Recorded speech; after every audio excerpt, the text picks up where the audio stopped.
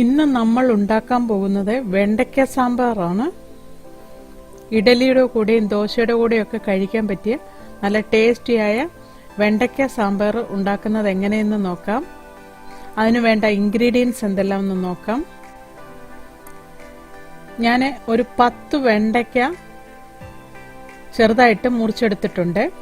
2 medium size തക്കാളി ചെറുതായിട്ട് മുറിച്ചെടുത്തിട്ടുണ്ട്. 2 പച്ചമുളക് നീളത്തിൽ അരിഞ്ഞെടുത്തിട്ടുണ്ട്. ഒരു 4 വെളുത്തുള്ളി നീളത്തിൽ അരിഞ്ഞെടുത്തിട്ടുണ്ട്. ഒരു 10-15 ചുവന്നുള്ളിയും രണ്ടായിട്ട് മുറിച്ചെടുത്തിട്ടുണ്ട്. അതിലേക്ക് നെല്ലിക്ക വലിപ്പത്തില് വാളംപുളി പിഴിഞ്ഞ് എടുത്തിട്ടുണ്ട്.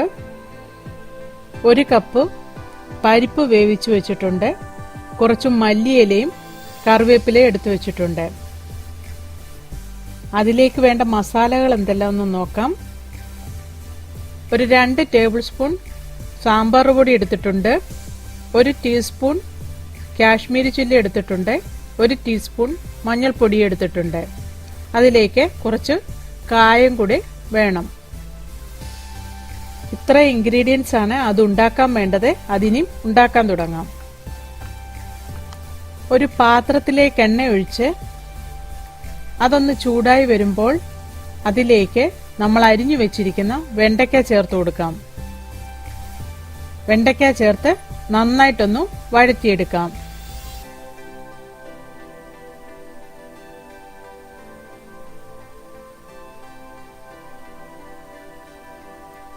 ഇത് നന്നായിട്ട് വഴന്ന് കിട്ടണം.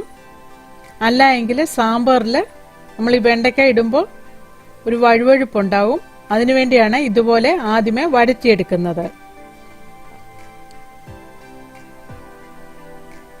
വെണ്ടയ്ക്ക നന്നായിട്ട് വഴന്നു കഴിയുമ്പോൾ അതിലേക്ക് നമ്മൾ അരിഞ്ഞു വെച്ചേക്കുന്ന ചുവന്നുള്ളിയും വെളുത്തുള്ളിയും പച്ചമുളകും ചേർത്ത് വീണ്ടും നന്നായിട്ടൊന്നുകൂടെ വഴറ്റിയെടുക്കാം.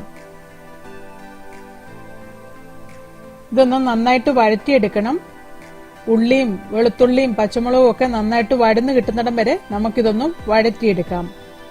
അതിലേക്ക് നമ്മൾ അരിഞ്ഞു വെച്ചിരിക്കുന്ന തക്കാളി ചേർത്ത് കൊടുക്കാം. തക്കാളിയും ചേർത്ത് വീണ്ടും നന്നായിട്ടൊന്നുകൂടെ വഴറ്റിയെടുക്കാം.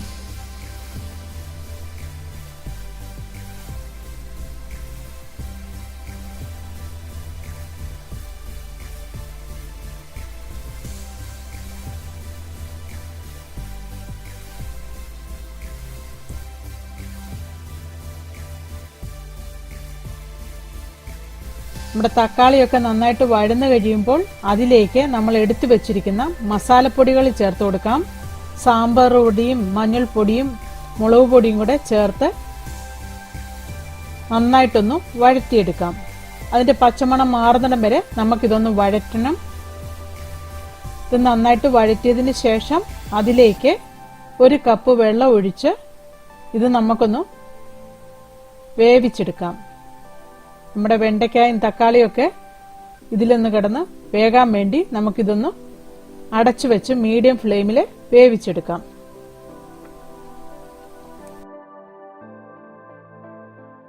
നമ്മുടെ വെണ്ടയ്ക്കായും തക്കാളിയും ഒക്കെ നന്നായിട്ട് വെന്തു വന്നിട്ടുണ്ട്. ഇതെല്ലാം നന്നായിട്ട് ഒന്നുകൂടെ മിക്സ് ചെയ്തതിന് ശേഷം അതിലേക്ക് നമ്മൾ എടുത്തു വെച്ചിരിക്കുന്ന പരിപ്പ് ചേർത്ത് കൊടുക്കാം. പരിപ്പും ചേർത്ത് വീണ്ടും നന്നായിട്ടൊന്നുകൂടെ ഇളക്കി യോജിപ്പിക്കാം.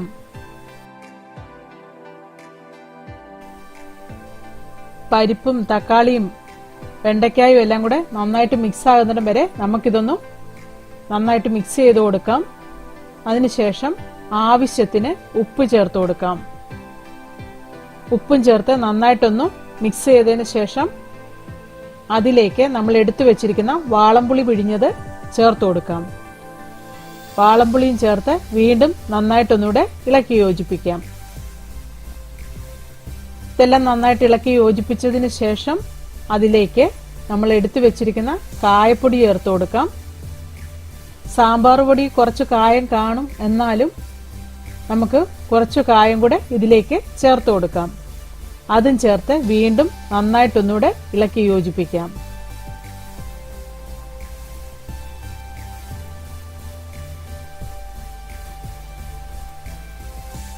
ആവശ്യമെങ്കിൽ കുറച്ച് വെള്ളം കൂടെ ചേർത്ത് കൊടുക്കാം. അതും ചേർത്ത് വീണ്ടും നന്നായിട്ടൊന്നുകൂടെ തിളപ്പിച്ചെടുക്കാം. ഇതെല്ലാം നന്നായിട്ട് തിളച്ചു കഴിയുമ്പോൾ അതിലേക്ക് നമുക്ക് മല്ലിയില അരിഞ്ഞത് ചേർത്ത് കൊടുക്കാം. അതും ചേർത്ത് വീണ്ടും നന്നായിട്ടൊന്ന് ഇളക്കി യോജിപ്പിച്ചതിന് ശേഷം നമുക്കിതൊന്ന് അടച്ചു വെച്ച് മാറ്റിവെക്കാം. അതിലേക്ക് നമുക്ക് കടുക് താളിച്ച് ചേർക്കണം. അതിനുവേണ്ടി ഒരു പാത്രത്തിലേക്ക് എണ്ണ ഒഴിച്ച് അതൊന്ന് ചൂടായി വരുമ്പോൾ അതിലേക്ക് 1 ടീസ്പൂൺ കടുക് ഇട്ട് കൊടുക്കാം. കടുക് ഒന്ന് പൊട്ടി വരുമ്പോൾ അതിലേക്ക് വറ്റൽ മുളകും കറിവേപ്പിലയും ചേർത്ത് കൊടുക്കാം. ഇതൊന്ന് നന്നായിട്ട് മൂത്ത് വരുമ്പോൾ നമുക്കിത് കറിയിലേക്ക് ചേർത്ത് കൊടുക്കാം. കറിയിലേക്ക് ചേർത്ത് വീണ്ടും നന്നായിട്ടൊന്ന് ഇളക്കി യോജിപ്പിക്കാം. നമ്മുടെ ടേസ്റ്റിയായ വെണ്ടയ്ക്ക സാമ്പാർ റെഡിയായി. ഇഡലിയുടെ കൂടെയും ദോശയുടെ കൂടെയും ഒക്കെ കഴിക്കാൻ പറ്റിയ നല്ല ടേസ്റ്റിയായ സാമ്പാറാണിത്.